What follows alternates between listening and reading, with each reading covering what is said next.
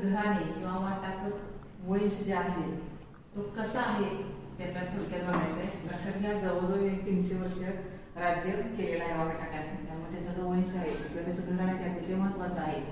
तर वाकाटक घराण्याचा जो संस्थापक आहे तो विंध्यशक्ती आहे याची आपण माहिती अगोदर घेतलेली आहे.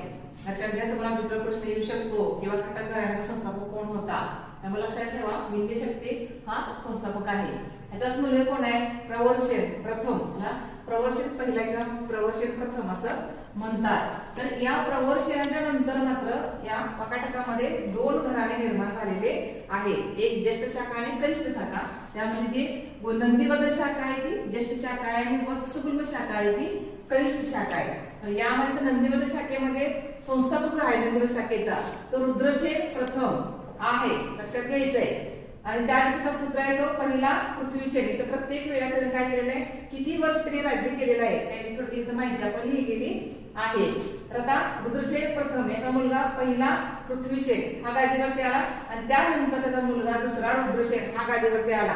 तुम्हाला माहिती आहे की बाबा याची पत्नी आहे प्रभावती गुप्ता ही दुसऱ्या चंद्रगुप्ताची किंवा विक्रमादित्याची ती मुलगी होती, जी दुसऱ्या रुद्रसेनची पत्नी आहे.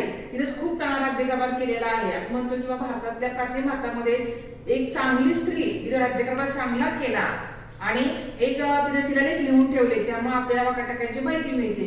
तिची कोण आहे, प्रभावती गुप्ता, दुसऱ्या रुद्रसेनची पत्नी. तर हिला 2 मुलं होते, एक दिवाकर सेन दुसरा दामोदर सेन. पण हे वयाने लहान होते, त्यामुळे स्वतःच यांना गादीवरती ठेवून तिने राज्य केलेलं आहे.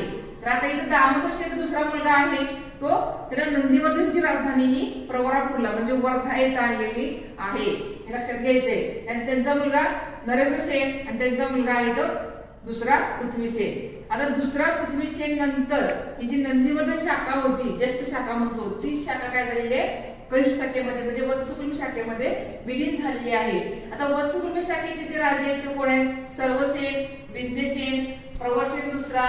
आता इथे पुत्र आहे ना प्रवर्षण दुसरा आहे, मुलगा आहे नाव आपल्याला इतिहासामध्ये सापडत नाही. आता अजून तुम्ही चांगलं संशोधन केलं तुम्हाला ते नाव सापडेल, त्यामुळे लक्षात ठेवायचं अध्याय तसं लिहिलेलं आहे. त्याचा पुत्र देवसेन आणि सगळ्यात जास्त प्रसिद्ध आहे तो हर्षण राजा, जो शेवटचा राजा आहे. यानेच काय केले, अजिंठा लेण्यामध्ये 16 क्रमांकाचं लेणं कोरलेलं आहे आणि त्यामध्ये ते लेख लिहिला आहे. त्यामध्ये आपल्याला वाकाटकांची माहिती मिळते. आणि हा शेवटचा झाल्यानंतर इथं पुढं कलचुरी कदंब या राजाने आक्रमण करून वाकाटकाचं राज्य हे जिंकून घेतलेलं आहे. जे वंशावळ आहे किंवा घराणा आहे ते अतिशय महत्वाचं आहे.